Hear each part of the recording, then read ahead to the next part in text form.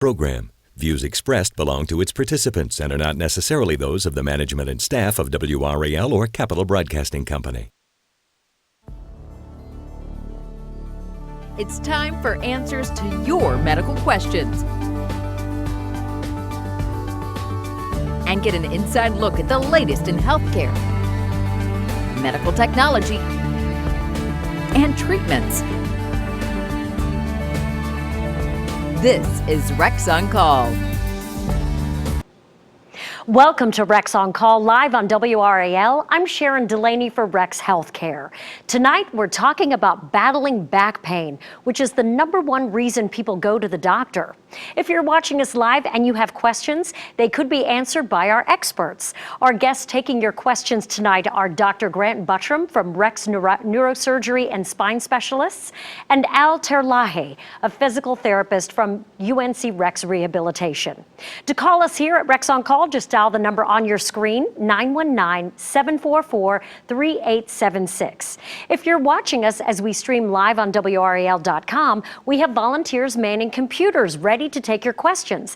Email us at rexoncall@rexhealth.com. You can also head to Twitter and tweet us a message to @RexHealthcare, or find us on Facebook and send us a message through our Facebook page. We have lots and lots of options to get your questions answered tonight.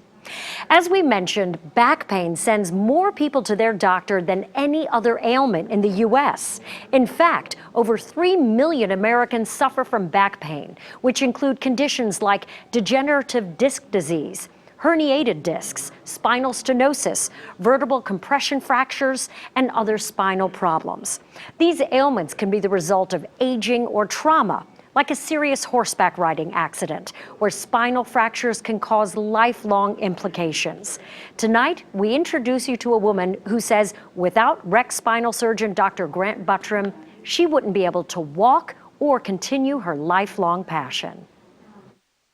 This is a dream come true for Sarah Ellerbe, riding her horse Patriot again. With my horse, when I see him in the pasture, he'll walk up to me and he'll nuzzle my hair. Sarah still gets misty-eyed when she remembers the first time she laid eyes on Patriot, who's born on the 4th of July.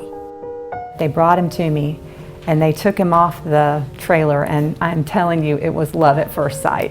I felt instantly in love with him. But her love of riding, a passion she now shares with her daughter, was put in serious jeopardy. Last May, Patriot inexplicably became startled. Usually if a horse spooks, it's one crow hop and that's it, but this was 3 distinct parts to this spook, and during that series my foot came out of the stirrup, and when he took off that last time I fell to the right and did not get my feet underneath me. I didn't do anything to break the fall, and I landed on my back. She was left with 2 broken vertebrae and a fear that her horseback riding days were over. I didn't think I would ride him again, and that was probably the hardest part of my recovery. Fortunately, she was treated by Rex Neurosurgery and Spine Specialists. The day after the accident, she was in surgery. I have a cage in my back and I have rods. Wearing a brace for months and extensive rehab, Sarah made a comeback. Maybe too soon. Okay, I'm going to tell you a secret because I rode before I was really supposed to. A testament to the surgery success. 4 months later, Sarah was back on Patriot. That was a very special, happy day for me, and I think for Patriot too.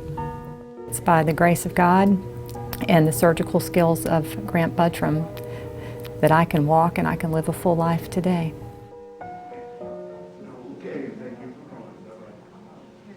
Dr. Buttram and Al Terlahi join us now. Dr. Buttram, how serious was Sarah's fall? And you really had to put her back together again, didn't you?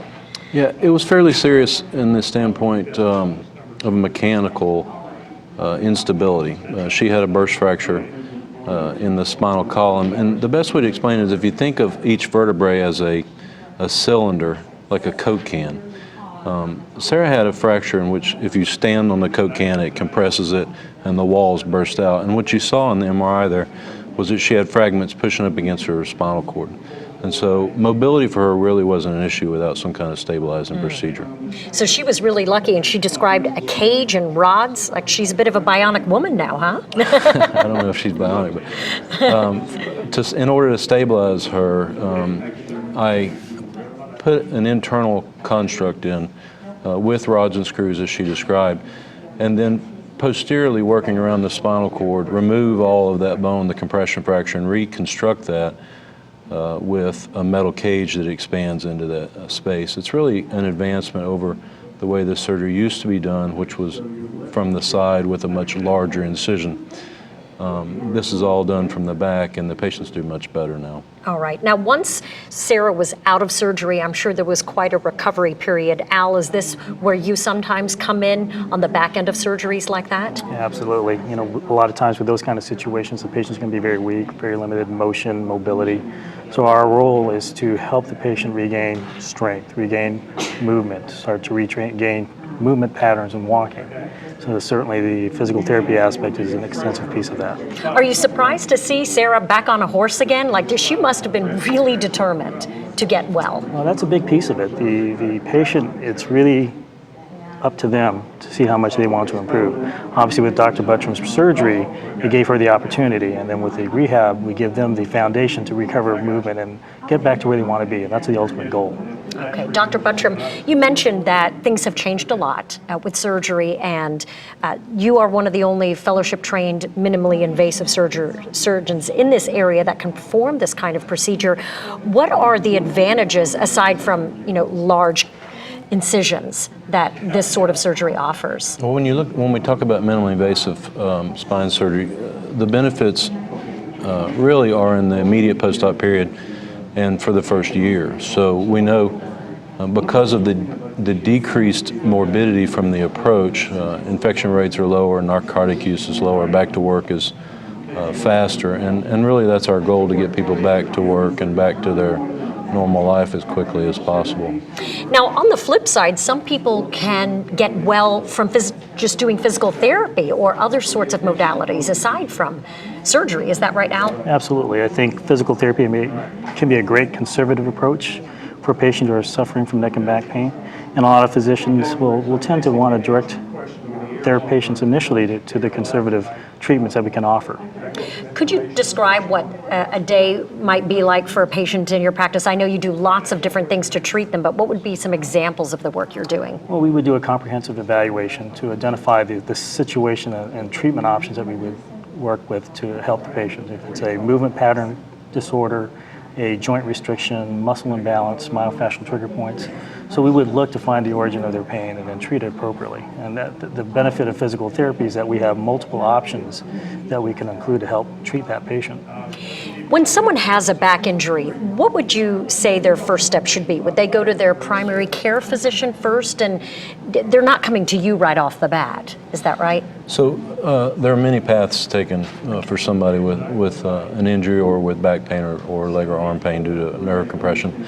I would say the vast majority go through their primary care physician first. Many self-refer to us.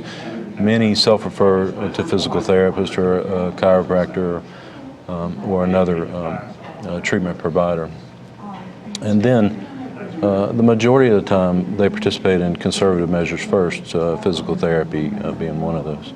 Okay, and then if those things don't work, then they continue down the path to possibly to your office and maybe surgery. Then it's appropriate to be evaluated by a surgeon.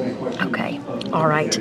Well, we have lots more to talk about. We are coming back right after the break to answer your questions. You can give us a call, you can tweet us your questions, or send us a message through Facebook, or send us an email. And as we go to break, here are some tips to help prevent back pain in your everyday life. First of all, maintain a healthy weight. Exercise regularly and keep on moving. Al says motion is lotion. It's never just one thing that makes a place unique. Around the triangle, you'll find a blend of the visionary right alongside the tried and true. At UNC Healthcare, we're building a system that brings together expertise and empathy. Those two things mean complete care. For people all over the triangle and around the state. You still remember when you got the diagnosis. It was as if your whole world came to a stop. All the things you cherish. What didn't stop was the comfort and support you received from UNC Rex Cancer Care. Community-based care, combined with world-class, innovative treatment tailored to your needs. It turns out your diagnosis wasn't the end of hope. It was really the beginning. North Carolina Heart and Vascular is hard at work providing exceptional cardiovascular care to you and your community. And because we're your neighbors, what matters most to us is getting you back to what matters most to you. Visit us at ncheartandvascular.com. And welcome back. This is Rex on Call live on WREL, and tonight we're answering your questions about battling back pain. If you have questions for our experts, call in now to 919-744-3876. You can also email your questions to rexoncall@rexhealthcare.com. Tweet your questions to Rex Healthcare or send us a message on Facebook. Alter Leahy is a physical therapist at UNC Rex Rehabilitation. Now, today's sedentary lifestyles, so many of us, whether we work out of the home, work from home, or in an office, we're sitting all the time. So Hannah is going to be our little guinea pig right now. Tell us about the way we should be doing this sitting motion, because we do it for so many hours a day so that we can not injure our backs. Well, absolutely. We would probably look at, first off, posturing. And when we look at ergonomic assessment, we're looking at the workstation, the chair, the patient himself. And ideally, I would work right with the patient. And one of the things I'd want to do is, certainly, let's have you scoot forward just a little bit for me, Hannah, is to work on establishing a nice tall posture. So sit up nice and tall. So getting a better alignment of the head over the shoulders, shoulders over the hips, to help promote better spinal alignment and curvature. Now that's just one piece to it. Just one piece, Right. yeah. And then I do look at positioning. If she's going to be working in front of a computer station, positions of the shoulders, position of the elbows. Now, is she a little bit low if she's going to be working at the computer right there, or maybe she could sit on a pillow or a telephone book? Do we have those anymore? Well, in the ideal world, it would be nice to have the desk and the chair adjustable. Okay. Because typically we want to be able to see the shoulders relaxed, about a 90-degree angle, roughly at the elbows. Okay. Without doing this position. Because that's when you start getting strain. Right. So a lot of times when I see patients who work at computers and desks for a long period of time, you'll see this classic forward head rounded shoulder position. Yeah. And they're adapting to the workstation. And so ideally we want to try to adapt the workstation to them to fit the ideal ergonomic and postural positioning. Now you see a lot of people are now getting those stand-up desks or adjustable. Right. Would you recommend that if you are If one you of those can afford folks? those, Yeah. absolutely. I mean, that's a great way to be able to sit, stand, change positions. That's one of the things I highly recommend, is to always consistently change positions during the course of your day.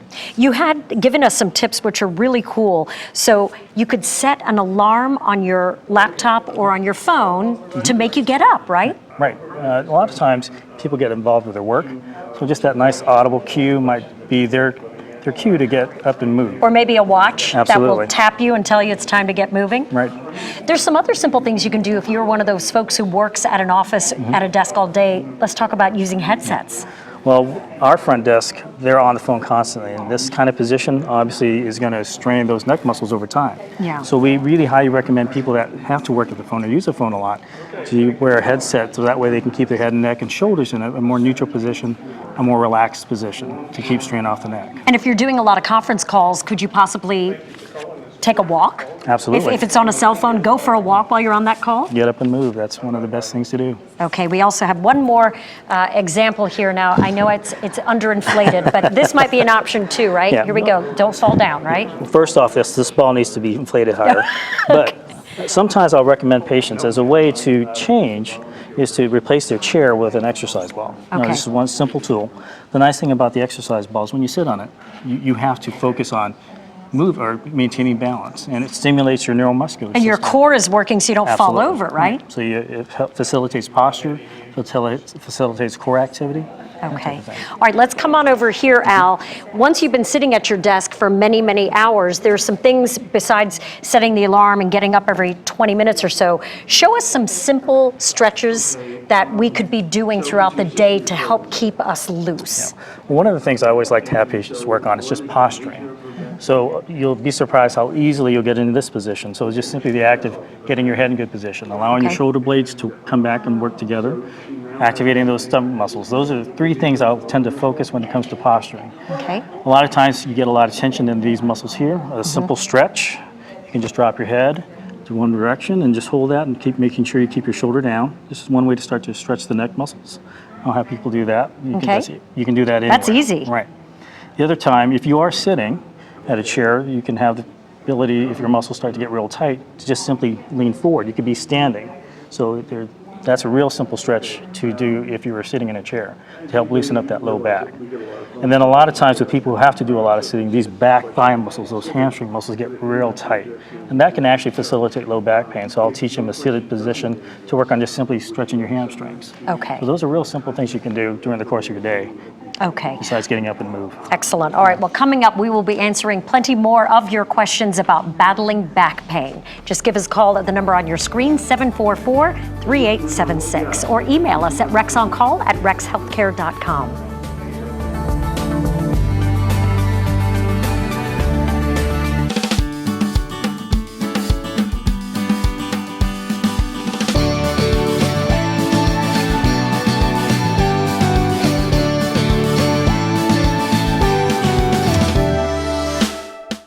I couldn't count the number of times over the last 25 years, the yo-yo diets, the programs that didn't work. I wanted to get off that weight loss roller coaster. To date, I have lost 124.5 pounds. Rex gave me my life back. Every delivery tells a story. At Rex Women's Center, we believe that story should be a cherished experience. It should be about personal comfort, compassionate caring, confidence building, continual guidance. Rex Women's Center provides a personalized, comfortable experience before, during, and after the birth of your baby. Rex Women's Center, chosen for excellence. Hi neighbor, we're the dedicated team at the new UNC Healthcare Hillsborough campus, here to bring the exceptional medical care you'd expect from UNC closer to home. The new UNC Healthcare Hillsborough campus. Exceptional healthcare, incredibly close. When you're 502 pounds or 500 pounds, I never really once thought, hey, I'm sick. My thought was, I'm fat. It took me a while to realize really what Rex was. And it is a wellness center. It's about getting better. It's about healing. Welcome back to Rex on Call here live on WRAL. To reach us at Rex on Call, you can give us a ring at 919-744-3876 or email us your questions at rexoncall@rexhealth.com. You know, many people seek acupuncture for relief, but there is another treatment that's becoming increasingly popular. It's called dry needling, and this treatment goes muscle deep. Right, no, that's better. That's where we want that's to be better. right there. Yep. Steve Sheriff is getting a therapeutic treatment called dry needling here at UNC Rex Rehab Center. Although it may look like acupuncture, there's a big difference. We are medical based. There's an anatomic reason we're putting the needle in the muscle to allow the muscle to relax. And they call it dry needling because there's no medication. So there's nothing being injected in the muscle. It's just the needle in the muscle. For decades, Steve has suffered with back pain, causing shooting pains down both legs. That all changed when he started getting dry needling treatments. I feel great. Really good. Really good. I was this far from surgery. In fact, the reason I'm here right now is I got the reference from this place from a surgeon. Using a thin acupuncture needle, physical therapist Christine Carr targets his tense muscles. So I'm just getting into that muscle. What we're looking for is for that muscle to twitch a little. That means we're in the right spot, that we've hit the trigger point, and that the trigger point is releasing. The length of the needle depends on how deeply Christine needs to go to reach the muscle. I felt almost nothing. Little tiny pinprick when the needle goes in. She says patients feel almost immediate relief from pain with an increase in mobility, which is the ultimate goal, to get patients up, moving, and exercising. A combination of stretches, massage, and dry needling, Steve says he is no longer considering surgery. I did have some severe muscle spasms, and I think that's what it's really for. I mean, it just relaxes that muscle almost instantaneously. It's amazing.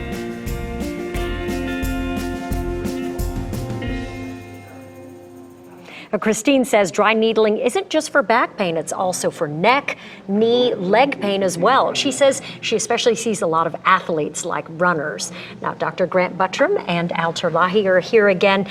You do dry needling in your practice. Do many of your patients see the kind of relief that Steve has seen? We definitely see some positive benefits with the dry needling. I've had several patients that I've used dry needling for other parts of the body, and the comments have been very similar, where they've felt some immediate relief. Now, obviously, this is not the end-all, do-all. It's one of the treatment options that we can offer as physical therapists to help that patient with a particular situation, in this case, treating myofascial trigger points. Okay. Sometimes spinal surgeries or spine surgeons will refer someone to a physical therapist for that treatment. Have you seen that as one of the things that you're doing with some of your patients? Absolutely. And when you find a spine surgeon, you want to find one that feels very strongly that conservative measures are a very good option prior to surgery for the right situation. So absolutely, I send patients for physical therapy, aquatic physical therapy, dry needling and acupuncture, just to name a few. Okay. Barbara from Lake Springs wants to know, she has spinal stenosis and is fearful that back surgery could be dangerous. And she says that she can't even stand more than 5 minutes, and this is 24/7. What would be your recommendation? So spinal stenosis causes a symptom called neurogenic claudication, where when people stand or when they walk, they'll get a band-like pain across their lower back, and they'll also feel a sensation of fatigue or burning in their legs, which will resolve when they sit. And conservative measures can go a long way to treat that.